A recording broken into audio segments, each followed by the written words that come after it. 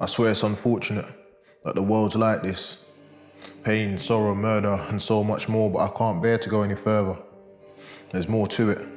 More that they hide. Maybe it's to save their pride. To save their pride, is that a reason to hinder our stride with a stereotypical comment or words which aim to discriminate and do nothing but leave a dent? No, there's more to it. More than what's edited to what they want us to see on TV or read in a paper, which is either far from the truth or just uses something they can hide behind. I mean, we all have the capability and the right to pursue our dreams and make a difference. And maybe one day we'll be spoken about in history lessons too. Whether you're black, white, or any other colour, it shouldn't matter.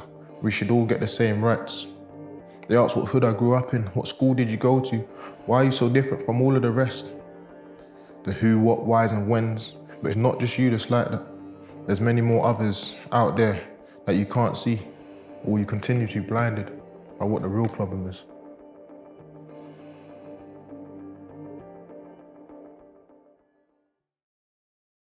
End of year 11, you got what, 3 years? A lot can happen in 3 years, all right? So that's the point of the letter.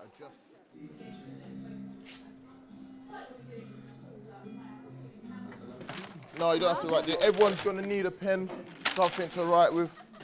Today we're gonna do our spoken word session. I do spoken word myself, and why I do spoken word is it's a way for me to express sort of the things I see going on in the world, things that have happened in my life, my experiences, to share those stories. Right? So sometimes spoken word writing is pretty hard to do, right? Because you're getting your thoughts, your emotions down on paper. Today is going to be our first session in terms of you trying to get some thoughts down. Hopefully, in a couple of weeks, you guys will get to a point where you're able to share.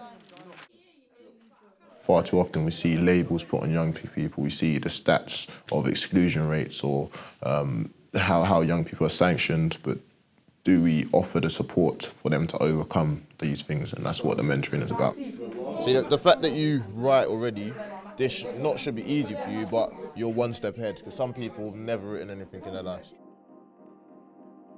During my secondary school life, I had a mentor, and she was only for a small period of time, and I didn't even know I needed a mentor. So at the time, I think it was my granddad passed away during that time as well, so I was struggling with that. But who was there to communicate with someone from a single parent household?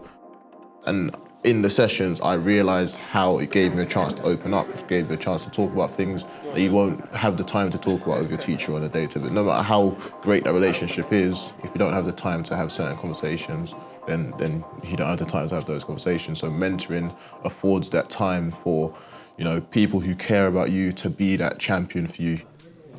At the moment, this is good, but how would you read that as a spoken word?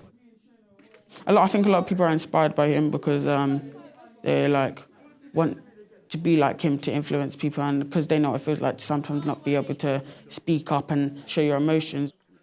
They tell us to speak up, but when we do speak up, sometimes nobody listens to us, but like Mr. Adeyemi will always listen to us.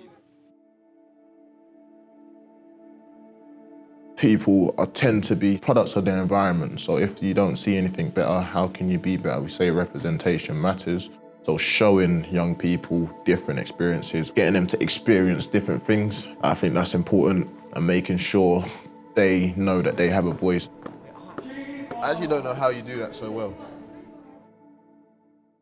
Let me paint you my picture. I come from desert to safari, from jollof to biryani. And as a young black Muslim, it gets hard facing racism, but it's all about pushing and trying your best to become what you want.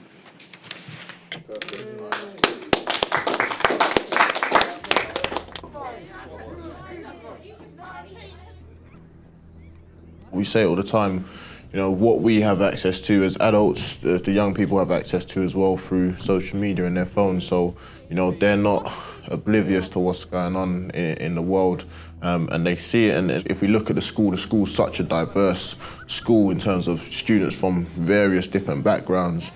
So not acknowledging the challenges that with race is almost just self-detrimental. It's detrimental just because, we have students who are experiencing it. We have students who, it may be a loved one, it may be a dad, a brother who is experiencing some sort of difficulty with race. So I try to have just open and honest conversations. We've spoken in tutor time and in the mentoring session just about some of the stuff that's happened over the past, 18 months. Do you ever fear some of the stuff that you see on the news or see in the papers with regards to race, because obviously it could potentially affect you in your future. So what's your views on some of the stuff you see and then how it may sort of impact you in your life? Like, sometimes we just see like people getting shot for no reason, or like a guy will be walking and then a police officer will come with a taser and just tase him for no reason. Like, it's kind of scary to think that people will purposely harm you when you're doing your thing, just walking by yourself. And yeah, the world kind of needs to change. It's important that as educators, we do our own research, we educate ourselves, whether that's through reading, whether that's through having conversations with others. Everybody has an individual responsibility in their classrooms. I think that's the start. So we have to do our part first so that we can feel confident to support the students in having those conversations. There's a mountain to climb. On your path, don't fall back. Fall forward, chapter. I'm a young black man from palm trees and sunshine. We had some rough times, but there's a mountain to climb. On your path, don't fall back, fall forward, and try to make things right. Don't fall into the streets, cause they don't hear your cry. Find your best interests, that's the key to live a happy life.